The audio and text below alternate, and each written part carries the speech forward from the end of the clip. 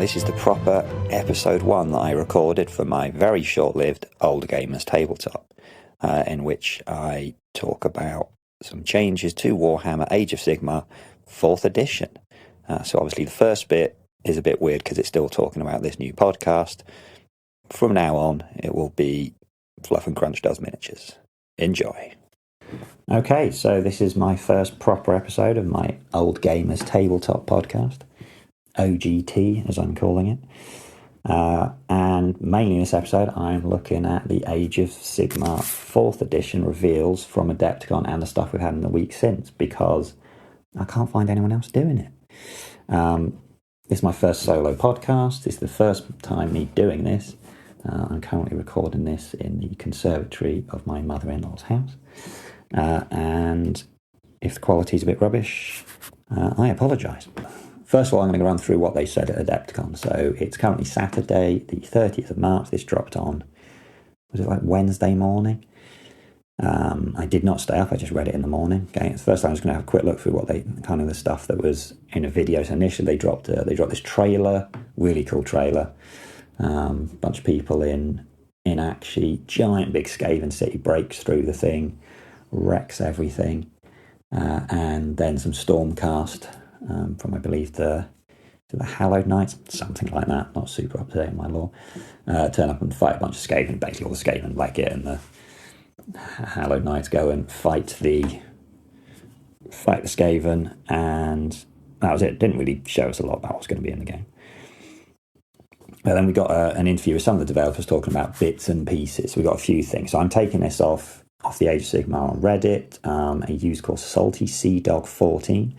Nice summary. Okay, so thanks to him, I'm going to kind of pick through bits of these, some of the main things that we're going to look at. So there was kind of vague talk just in terms of, the streamlining the game and streamlining the unit building, which all cost a bit vague.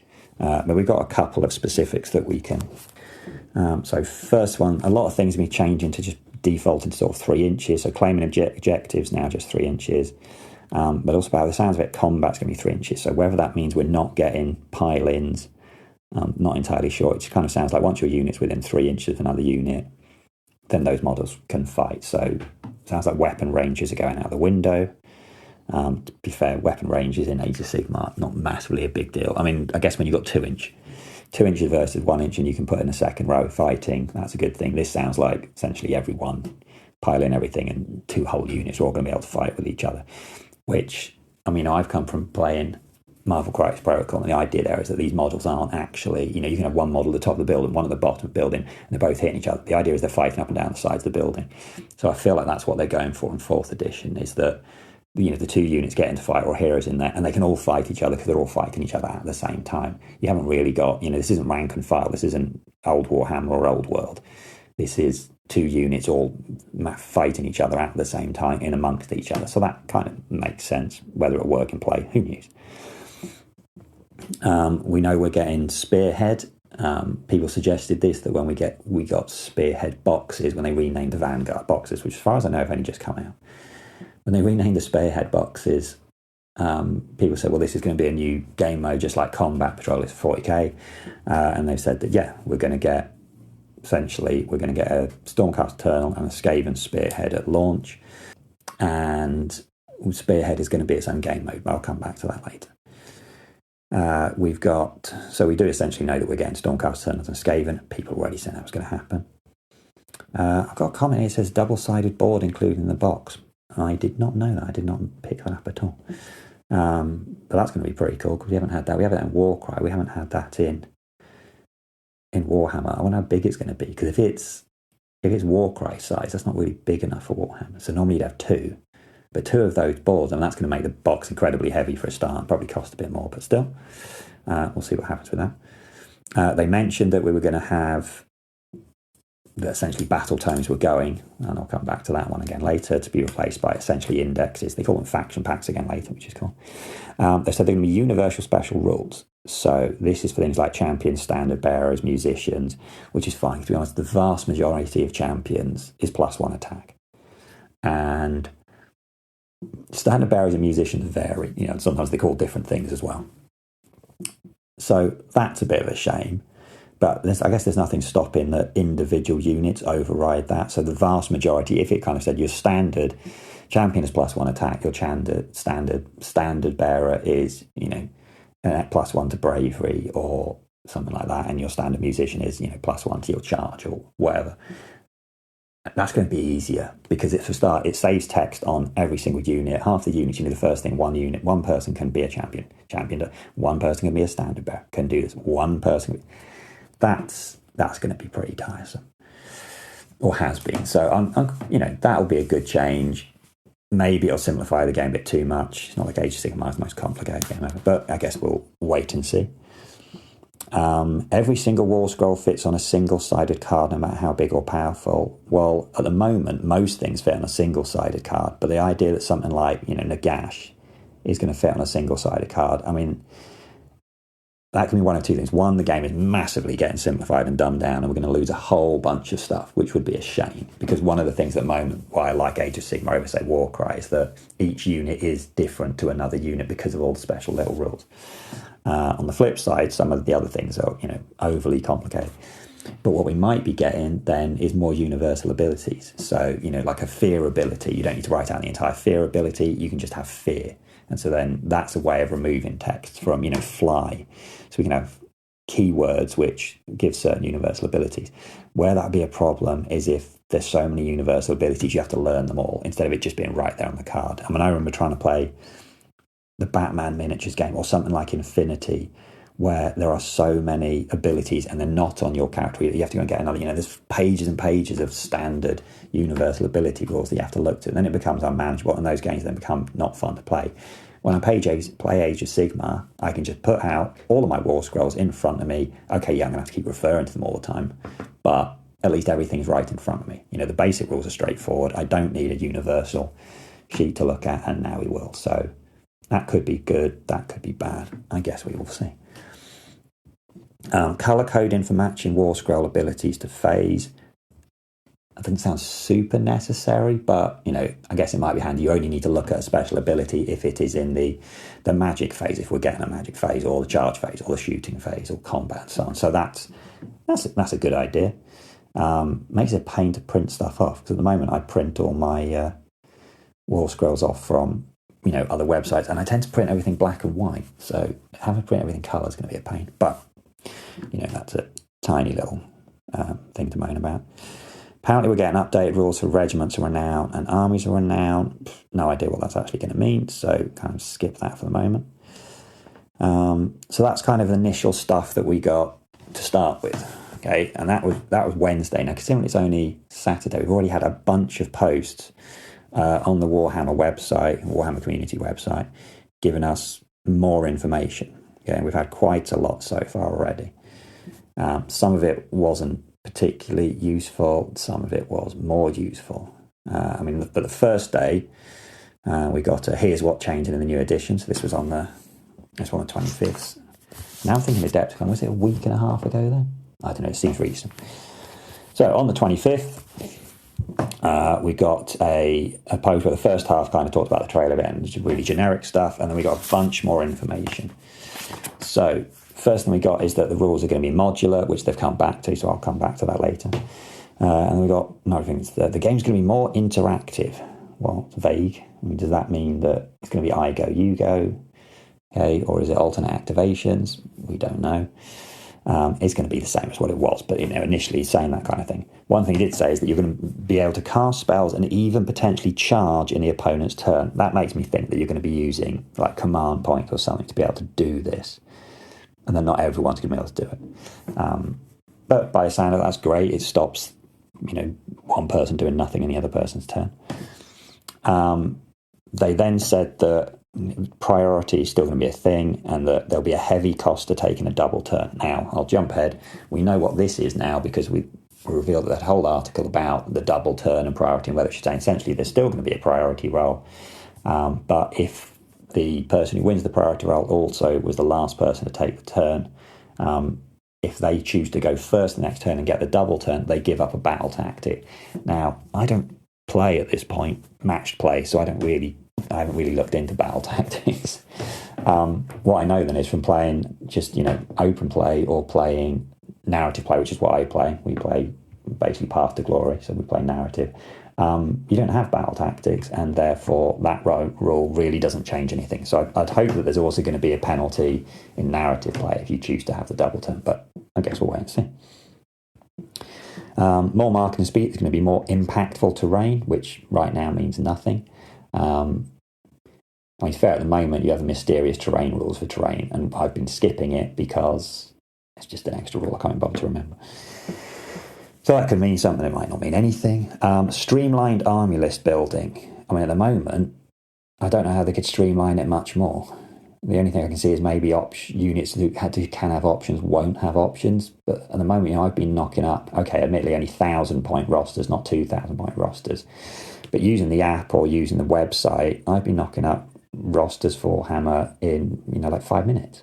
So it's already incredibly streamlined, the roster building. So there aren't a huge amount of options at the moment. Okay, you've got, what kind of artifacts and command traits and so on to give people. But if they remove those, that could be a pain. So hopefully they're not removing too much, because I think it's already streamlined. I guess maybe they're getting rid of battle line. Okay, battle line is about the one restriction you have. But again, in narrative play, I ignore battle line anyway. So I guess we'll wait and see. Then we got told more reactive command system. What does that mean? It means when someone else spends a command point, you can spend your command point to cancel their command point. I don't know, maybe it links into this idea that you can cast spells and charge in the opponent's turn. So maybe you wouldn't be able to use your command points in the other person's turn. Because at the moment, pretty much all my command points go on healing my heroes if I need to. Oh no, that's a heroic action, not healing. It's rallying. So yeah, I use them for rallies, re-rolling charges, and then either all-out attack or all-out defense. That's pretty much the use of my command points. Oh, and not having to do battle shocks. And then the really interesting one, which actually sounds like a new rule, so there will be an underdog mechanic. Now, considering that every single battle plan has completely different, some of them kind of you have victory points, other things it's just killing the other person, otherwise it's who has what at the end of the match. I'm not sure how they do an underdog mechanic when you don't have a unifying victory point game. Because I've played things like Marvel Crisis Protocol or Malifaux, where you have set victory points. And Marvel Crisis does have kind of an underdog mechanic built in. I'm not entirely sure how they're going to fit this into Age of Sigmar. That's interesting. I guess we'll see what's going to happen with that. On the same video, we also then got some things about battle tomes. So some points they call them indexes. Here they also refer to them again as faction packs. I prefer the name faction pack purely because it's not index, which is what they're called in 40k, which sounds much more 40k, but the name of it's kind of irrelevant. So they're going to come with war scrolls in. They are going to come with battle tactics. They are going to come with battle formations, which sounds like kind of like battalions, or maybe it's like there's something called attachments in 40k, which I'm not really familiar with. They mentioned heroic traits, so I think that's the replacement for command traits, which implies maybe more people will be able to use them. That's good though, because it means at least we're not losing those. Artifacts of power, spells, prayers. So again, we're not losing magic. There was people worrying that we weren't going to have magic in Age of Sigmar because apparently they got rid of Psyker stuff in 40k. But yeah, so we're not losing anything by the sounds of that. Everything that we currently have, we're still going to have. I think the worry now is sub-factions. That doesn't bother me. I know, sorry, sacrilege, but because I'm only back into Age of Sigmar at the moment, I've not been playing a lot of sub-faction stuff. Although annoyingly, my friend Brian, when he's with his Path to Glory Khorne Warbound, I gave him a sub-faction. It's the sub-faction where you add +1 to wound when you're in your enemy's territory, which is why they keep doing so much damage. So yeah, I guess I either play sub-factions on both sides, but not one and not the other. That was a bit silly. Anyway, so sub-factions could be a pain. We don't know if they're going to be there or not. We got told there's actually going to be a General's Handbook in the box. This core box is sounding like it's pushing £200 or like $300 or something. If it's going to have all this extra stuff in it we're not used to. Anyway, we don't know. I'm just spitballing here. So, yeah, it sounds like we're going to have a good chunk of stuff. Obviously, we don't know if we're losing things. Will we lose all of the underworld models? All of the Warcry things, which currently do pop up in your Age of Sigmar games, are we going to lose all of them, or are we still going to keep them? I hope we keep them all, because I've got Underworld stuff that I use, and I've got Warband, Warcry factions that I want to use in a Slaves of Darkness army, so I'm hoping I don't lose that. Path to Glory is still in, which is great, because Path to Glory is the main thing I play, so I'm hoping that stays in. Well, it's right, it is staying in. I hope it stays in a form kind of like what I've got at the moment. I like the changes they made between second and third. I thought about playing it in second and then didn't. So I am playing third. I really enjoy it, but yeah, that could be tweaked a bit. So that's everything we got told about the battle tomes. I mean, essentially, we're going to get battle tomes, obviously, probably for Stormcast and Skaven pretty soon after we get all the stuff. And then we'll have to wait and see when the other ones come out. I've seen a lot of people complaining. It's funny this week, because we got dropped a thing saying that battle tomes are going. And a lot of people straight away went, oh, battle tomes are going. And I was a bit puzzled by that, because during the initial announcement at Adepticon, they said that Index is coming to replace your battle tomes. So then for a week later, when they put an article out saying your battle tomes are going to be replaced, and people were complaining, I didn't get that, because I got that message a week ago. So maybe they didn't really say that and I imagined it, but that was the message I got a week ago. So, and again, people with the Flesh Eaters, but I've just bought the Flesh Eaters box.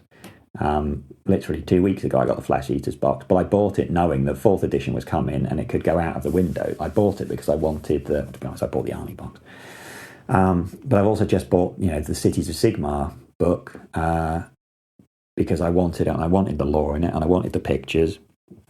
And yes, a bunch of the rule stuff will go, but I still like things like just having the individual War Scroll things with the pictures for that unit next to the little bits of lore for those units. So yes, the rules go, but it's handy to have the book of the rep. It's not like I use the book during a match. The book sits off to one side. I've printed all my things out. I'll still just be printing the things out. I'll just be printing them from somewhere different. So, yeah, I can understand why people are annoyed that their book's being replaced, but, we knew the 4th edition was coming, and I've only just started playing on the new 4th edition was coming. So, yeah, what have we had on the website this week? Well, one of the things, again, is the stuff about the War Scrolls being changed. We knew that. We don't know a huge amount. The kind of implied profiles is going to change in. This is a big one. Wounds has become health. I think most people still call it wounds. I guess it kind of makes more sense. But instead of thinking how many wounds you can take, it's how much health you have. So you can be counting down instead of up. I mean, I played a game of Warcry the other day where I was counting wounds and the other player was counting their health down. It doesn't make a lot of difference as long as you get it correct. Miniatures are now fighting melee if they are within a 3-inch combat range of opponents. Okay, it's like it's speeding up pile-ins and combat resolution. I guess it will speed things up. Pile-ins can take a little bit of time. I'm not sure that'll speed things up massively. Again, we've told universal special rules. Battle shock has been removed. That's a massive one.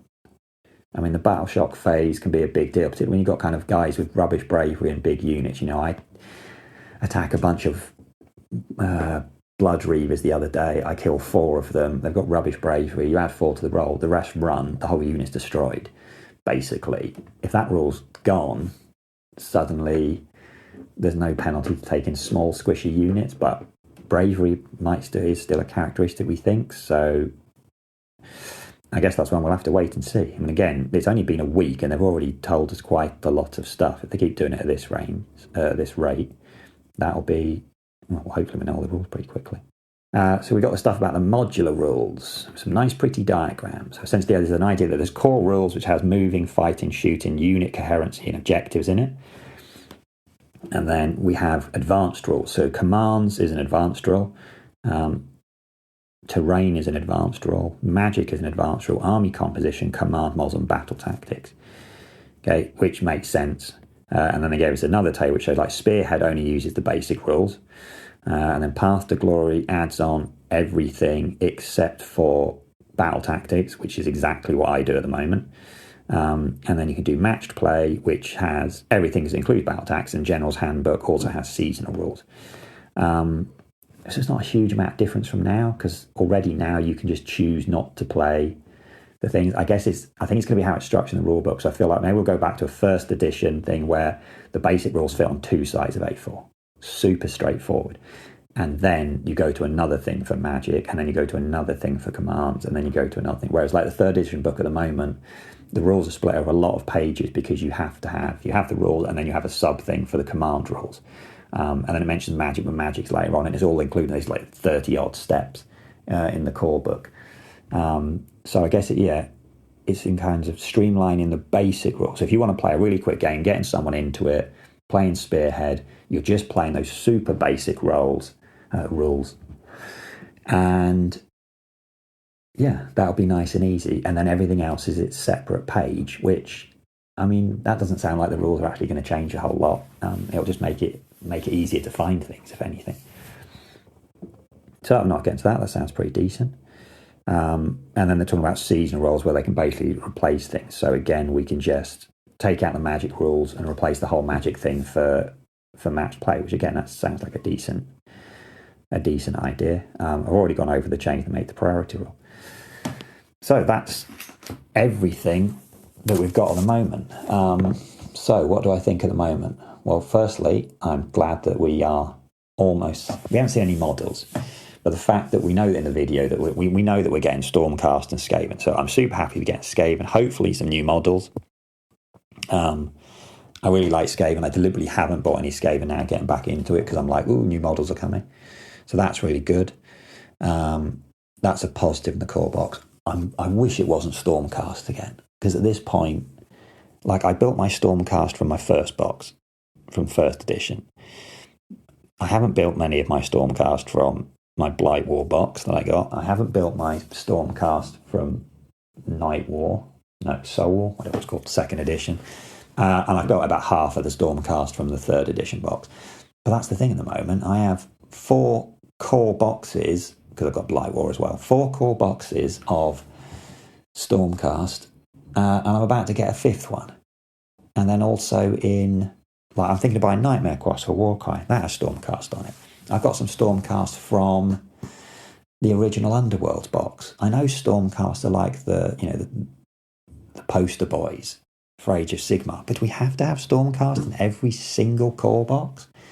It's just a bit annoying. But anyway, at least it means I can probably fill 2,000-3,000 points of Stormcast if I wanted to. I don't, but if I wanted. Having boards in the box sounds pretty cool.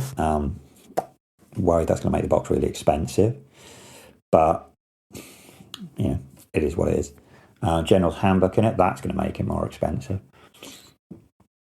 But in terms of from a box sounds good. God, this way we're going to have terrain in it as well. In terms of the rules, well, we haven't really heard a lot so far. We've still got a lot of vague stuff about streamlining, modularity. Modularity is fine, okay? No issue with that. Modularity 100% sounds like a good thing. Streamlining, I'm not super keen on. It's already a relatively streamlined thing. Like removing Battle Shock. I like the Battle Shock rule, but I guess we'll see what replaces it. The change to command points, we don't know what they are yet. Change to the priority, it's not really changed. But from what I've heard in the article yesterday, it's only changing for matched play, and therefore in narrative play there is no change at all to the double turn. But to be honest, this is one of the things people talk about this on Reddit. In matched play, people aren't that bothered about the double turn, and it'll be a penalty now for doing it. So it sounds like it's not a big problem. Where people don't like the double turn is in casual play.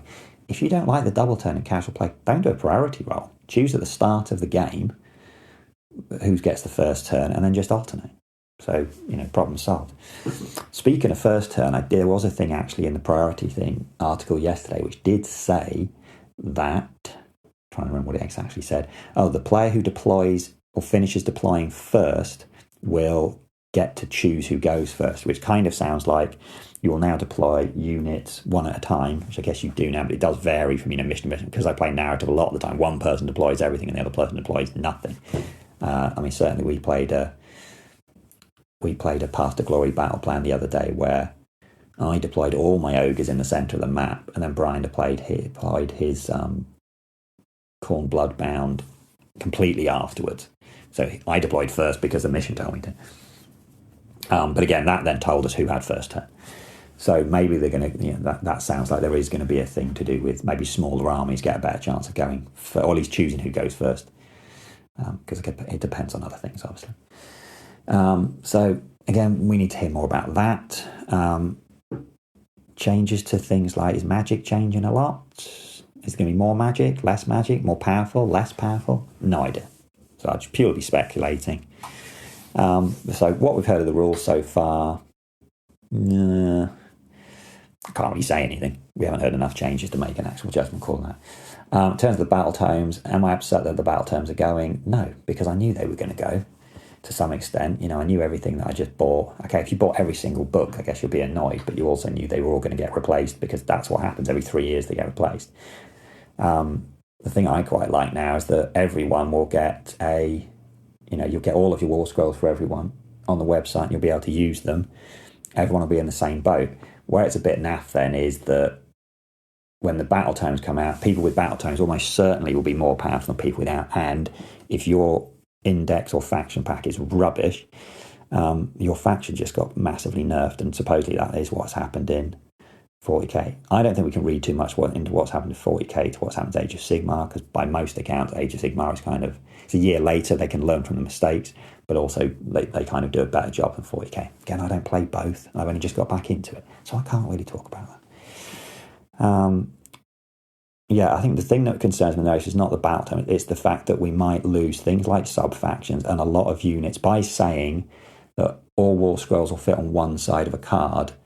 I'm worried they're going to lose rules off certain units, so they're going to lose some flavour. I'm worried your big, cool models, loads of exciting rules. They're going to lose a load of rules, and then therefore they're not going to be as interesting. And the units will become a lot more samey. So I don't know that, though. But that's my worry. I think that's my one worry at the moment, is by moving to indexes, can they possibly rewrite every single War Scroll?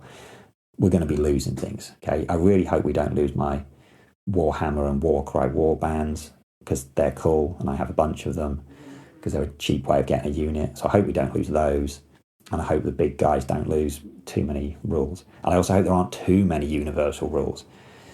So I think that's my worries at the moment. Anyway, I kind of think I've run out of things to talk about. So if you like that, great. Please leave comments. I'm not entirely sure how to do this, because this is the first time I've done this podcast on this Spotify platform, but reach out to me through the website, which you can find that through the podcast. Leave comments if you can on Spotify, whatever platform you're listening to this on. I'll sort out an email address, I guess, at some point. You can also probably find me through the Fluff and Crunch Discord, which if you first sign out that podcast, that's the other podcast, and it's all about role-playing games, but I am currently talking about 40k and Warhammer Age of Sigmar. I'm going to be doing that next week, so some point soon there will be an episode on Age of Sigmar Soulbound. If this is a YouTube, I'd say like and subscribe and leave a comment below, but it's not YouTube, it's still just a podcast at the moment. So there you go. Thanks for listening. Hope it wasn't terrible. I'm sorry I waffled on a bit, and I'll try and get some other people to do this with. Laters.